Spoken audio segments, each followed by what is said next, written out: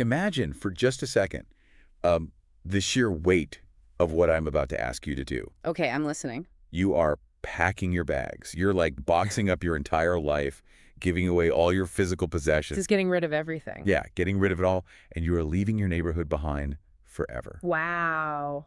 That's a massive step. It is, and you're doing this to move to a brand new utopian community. But this isn't some weekend retreat or just a standard commune. Right, this is something else entirely. Exactly. This specific community claims to have actually solved the ultimate spiritual puzzle. They say they've merged the core tenets of Christianity, Islam, and Buddhism into one unified, flawless philosophy. Which is quite the claim to make. I mean, it's huge. Yeah. But to join, you have to accept some really massive ground rules. First, the community completely abolishes traditional marriage. Just gone. Totally gone. It dismantles the traditional family structure entirely. And perhaps the absolute most surprising detail of all, they plan to fund this elevated earthly heaven by setting up a literal ticket booth. Wait, a ticket booth? Yeah. Selling admission tickets to wandering tourists. Framing it that way, I mean, it sounds like the premise for a dystopian novel, or maybe a very high-concept, bizarre reality television show. It really does. But the reality is actually much more fascinating because this is a real blueprint for a highly ambitious social experiment.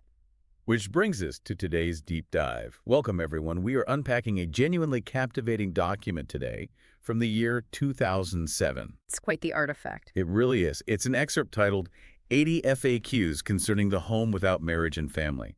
It was written by a figure named Zhu Feng. Yeah, Zhu Feng. And it lays out the logistical framework, the underlying philosophy, and some highly unusual defensive arguments for a collective living project known as Lifechanyuan. And, you know, the format of this document is what makes it such an incredible read. Right, because it's a FAQ. Exactly. Right. By structuring it as a frequently asked questions page, we aren't just getting, abstract, high-minded utopian poetry. You're getting the practical stuff. We are getting the founder directly anticipating and responding to the most glaring practical obstacles to building a new society from scratch. But before we really get into the mechanics of how this place is actually supposed to operate, we have a mandatory but extremely important pit stop to make. Yes, very important context here. The source material we are examining today touches on some highly sensitive social, religious, and political topics. It definitely does. It even includes direct mentions of government policies in mainland China. So, because of that, we need to be crystal clear with you, the listener. We are not taking any sides here. None at all. We are not endorsing any of the viewpoints, the alternative lifestyles, or the political statements contained within this 2007 document. Right, we're just observers. Exactly. Our sole mission for this deep dive is to impartially report on and analyze these ideas exactly as they are presented in the original text. We are just exploring the architecture of the argument, nothing more. Yeah, thinking of us as, like, ideological archaeologists dusting off an artifact is probably the best way to approach this. I love that analogy. And to really understand the artifact, you have to understand its function. This FAQ document acts as a preemptive defense manual. Preemptive, right. Because if you decide to build an alternative society that deliberately dismantles the most foundational building blocks of mainstream culture, specifically marriage and the nuclear family, you are going to face massive systemic resistance. Oh, absolutely. People are going to be furious. Zhu Feng clearly knew this. So this text is his attempt to neutralize the philosophical and legal roadblocks long before they can actually derail the project. Which makes sense. I mean, establishing a community that abolishes the family implies that you first have a physical place to do it. You need land. You need a location. Right. Before a radical group can even begin practicing their philosophy, they have to navigate the laws of the outside world. Which is no small feat. So how does a group like Lifechanyuan deal with the geopolitical reality that most governments are, inherently suspicious of unregulated, radical collective living situations? Well, the text actually addresses this vulnerability head-on. What does he say? The hypothetical question posed to Zhu Feng challenges him directly, suggesting the government is just never going to approve this lifestyle and will actively suppress it. And his response relies heavily on geography. Okay, so he's looking at a map. Yeah, he claims that this fear of government suppression is geographically isolated. He specifically states that while this worry might be valid in places like mainland China, the broader global landscape is much more accommodating. So he thinks other places will just let them be. Basically. He argues that many other countries simply won't interfere with them, provided the community doesn't violate local laws or, cause a huge disturbance for the neighbors. That reveals a highly pragmatic, almost clinical view of geopolitics, It honestly. really does. Their stated strategy isn't to fight a revolution. It's to seek out and establish themselves in countries that already have freedom of belief enshrined in their laws. They're looking for the path of least resistance. Exactly. They are actively scouting for legal safe havens, where their radical lifestyle choices can simply be categorized and protected under the broad umbrella of religious or philosophical liberty. But Okay, let's unpack this. Because finding a legal loophole on paper is very different from dealing with the social reality on the ground. oh, entirely different. The FAQ brings up the inevitable friction they're going to face from local mainstream religions. Remember, Lifechanyuan's whole premise is that they incorporate the tenets of Christianity, Islam, and Buddhism. Right, a massive theological mashup. Yeah, but in doing so, they explicitly contradict many of those religions' specific traditional doctrines. You can't just borrow the bits you like without upsetting the orthodox believer. Exactly. You can't just move into a new town, tell the local religious leaders that you've essentially corrected their centuries-old sacred texts, and expect them to, bring you a casserole. No, they're not going to be happy. But Sui Feng's proposed solution to this massive theological clash is literally a single word. He just says communication. A single word carrying a tremendous amount of structural weight for the whole community. Right. And I have to push back on the sheer naivete of that strategy. It does seem a bit thin. Is he genuinely suggesting that sitting down for a simple, communication session is going to soothe the ruffled feathers of established religious institutions? Probably not. When a new group sets up shop, claims ultimate spiritual authority, and challenges local dogmas, a polite conversation usually doesn't defuse the tension. It feels incredibly optimistic, to the point of being a glaring blind spot. Well, what's fascinating here is how that single word, communication, reveals the founder's entirely utilitarian approach to the outside world. Utilitarian how? He isn't looking to start a holy war, nor is he trying to spark a political revolution. Hmm. Like we said, he pragmatically seeks the path of absolute least resistance. It's flying under the radar. Exactly. He views local legal frameworks and religious freedom not as profound moral absolutes to be debated, but merely as necessary utilities for their experiment. Ah, I see. Like electricity or running water. Exactly. If a country offers freedom of belief, it's just a fertile patch of soil. The communication he mentions likely isn't about finding deep theological consensus at all. So it's more like a PR strategy. Yeah. In the context of alternative communities, communication is often a strategy of polite deflection. It's a way to smile, nod, assure the locals that you mean no harm. And then quietly lock the gates. Precisely. Lock the gate so you can continue building your utopia in total isolation. It's all about avoiding the spotlight. But keeping the government at bay and smiling at the local clergy only solves the external problems. You know? Right, the internal stuff is much harder. The real threat to this utopia is human nature. If you successfully create a home without marriage and family, and people actually start packing their bags to join it, they are actively leaving their existing spouses and children behind. Which is going to cause a massive uproar. You are going to trigger immense social outrage. And the document absolutely anticipates this fierce public criticism. The question posed to Zhu Feng in the text paints a really stark picture. It doesn't hold back at all. It doesn't. It says people will run away from home to join you, marriages will dissolve because of your philosophy, and Lifechanyuan will become the target of intense public hatred. The demand is clear. Justify your role in destroying the family unit. And Su Feng's defense mechanism here is just wild to read. And it's definitely a unique approach. He doesn't apologize, and he doesn't compromise. Instead, he uses a series of really vivid, deflective analogies. The car crash one stands out. Yes. He asks, if a family breaks down because of the devastating car crash, do we blame the car, the road, or the manufacturing plant that built the car? Deflecting the blame entirely. Totally. And then he says, if someone ruins their marriage because they go to a bar and cheat on their spouse, do we blame the physical bar? He even goes as far as to ask, if someone gets sick, do we blame the earth? It is a masterclass in severing cause and effect. Yeah, he's totally removing himself from the equation. He is systematically separating the existence of the community's ideology from the personal actions and choices of the individuals who actually join it. Right. He is trying to render the community a neutral object, like the road or the earth. But the text goes even further than just denying blame. It gets more aggressive. It does.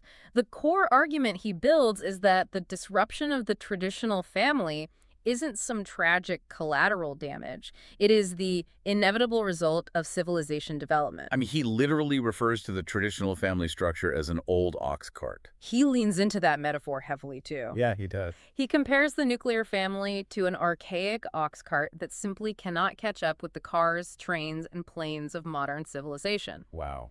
He argues that as time goes by, the fundamental modes of human life must evolve.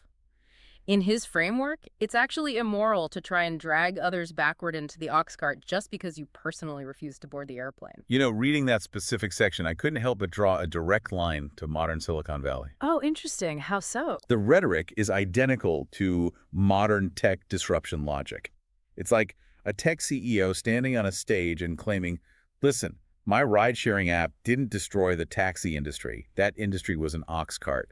It was inevitably going to fail anyway due to the relentless march of technological progress. We just provided the airplane. Exactly. It is the ultimate move fast and break things philosophy. But instead of applying it to, like, software or commerce, he is applying it to the most intimate human relationships. And if we connect this to the bigger picture, the text is pulling off a brilliant psychological maneuver. Think about the target audience for this document. The people who want to join. Right. It completely shifts the burden of guilt. If someone is sitting at home, deeply unhappy in their traditional marriage or overwhelmed by family life, this document tells them that their desire to leave isn't a moral failing. It's an upgrade. Exactly. By labeling the family as the ox cart, Shui Feng turns what society views as an act of selfish abandonment into an elevated, civilized choice. He flips the script completely. He really does. The text frames joining Lifechanyuan as an individual bravely exercising their universal, undeniable right to pursue human evolution and happiness. It takes the heavy guilt of walking out the door and places the responsibility entirely on the unstoppable march of time. He is basically saying that even without Lifechanyuan, families are disintegrating everywhere due to modern pressures. So, don't blame the lifeboat if the ship is already sinking. It's an incredibly potent narrative for recruitment. It validates the dissatisfaction someone is already feeling and offers them a philosophical high ground to stand on while they pack their bags. Right. But convincing people your lifestyle is an evolutionary imperative that only gets you so far. At the end of the day, you have to pay the bills. At some point, you have to buy groceries. A utopian paradise still needs to keep the lights on and feed everyone who just abandoned their careers to join. So how does a community that has rejected all mainstream societal norms actually plan to fund itself? Well, the FAQ asks what the community will do when outsiders inevitably want to come and observe this radical new lifestyle. Because people will be curious. Absolutely. And this is where the document takes a surprisingly entrepreneurial, pragmatic turn. Here's where it gets really interesting for me. Xu Feng's answer isn't to hide away or build higher walls. Not at all. He is enthusiastic about visitors. He explicitly says outsiders are absolutely welcome to come and look. Why? Because the community plans to sell admission tickets. It's brilliant in a very cynical way. They openly discuss the idea of running a hotel and charging money to earn revenue off the curiosity of the outside world. And when the text follows up by asking how they will handle potential troublemakers or hostile critics among these paying visitors, the answer strips away the spiritual poetry entirely. What does he say? He quotes a proverb about bridging over troubled water, stating plainly that they will take whatever practical measures the situation calls for. So like calling security. Yeah, exactly. There is no magical thinking about divine protection here. It's an acknowledgement of standard security protocols and risk management. But consider the glaring irony of this setup for just a second. Oh, the irony is thick. The founder is constructing an isolated, spiritually elevated heaven on earth. He is asking his followers to totally abandon the ox cart of traditional mortal society. What? But his immediate stated business model relies entirely on turning their spiritual heaven into a literal tourist attraction. Selling tickets to the ox cart drivers. Exactly. They plan to sell tickets to the very ox cart society they are trying to escape. They desperately need the mortals they pity to fund their paradise. The juxtaposition is striking. You have extreme, world-rejecting spiritual idealism rubbing shoulders with cold, hard capitalism. It's quite a mix. It is, because when you study the history of utopian communities, especially those from the 19th and 20th centuries, they very rarely collapse because their members suddenly stop believing in the How ideology. do they fail, usually? They almost always fail because they run out of money. They fail to generate enough revenue to feed and house their members. And Shui Feng seems acutely aware of this historical trap. He's done his homework. He knows that without a reliable cash flow, a radical ideology is just a conversation in an empty room. And the FAQ actually presses him on this exact fear, what we could call the dead duck scenario. Yeah, the worst case scenario. What happens if the whole tourist trap business model goes belly up? What happens to the people who gave up their homes, alienated their families, and donated their money, only to be left with absolutely nothing when the experiment fails? And Shui Feng absolutely insists that total failure is impossible. Impossible. Impossible. But his reasoning doesn't rely on, like, divine intervention, but on the inherent flexibility of human beings. Okay, so a practical defense again. Right. He argues that through constant adaptation, trial, and error, the community will inevitably stumble upon a lifestyle and a sustaining model that everyone loves and that works. They'll just pivot. Exactly.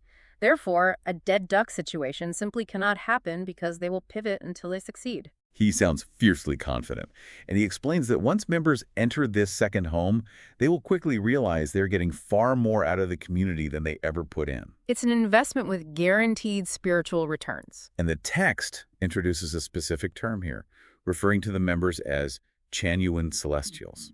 Let me just clarify what that means based on the text. Yeah, that's an important distinction. He isn't viewing his followers as just regular people trying out a commune. He views them as elevated, almost heavenly beings who have transcended normal human struggles. They are above the ox cart. Way above. He claims that once these Chanyuan celestials experience this paradise, they will have absolutely no desire to ever return to the mortal world. Which raises an important question regarding the long-term reality of this project. What's that? Well, if this ticket-selling paradise actually succeeds, and if these Chanyuan celestials are so perfectly happy that they never want to leave their earthly heaven, what is the actual point? Like, what do they do all day? Exactly. What is the daily endgame? And crucially, does this entire fragile ecosystem rely completely on the shoulders of one charismatic founder? Right, because the leader is always the Achilles heel of these movements.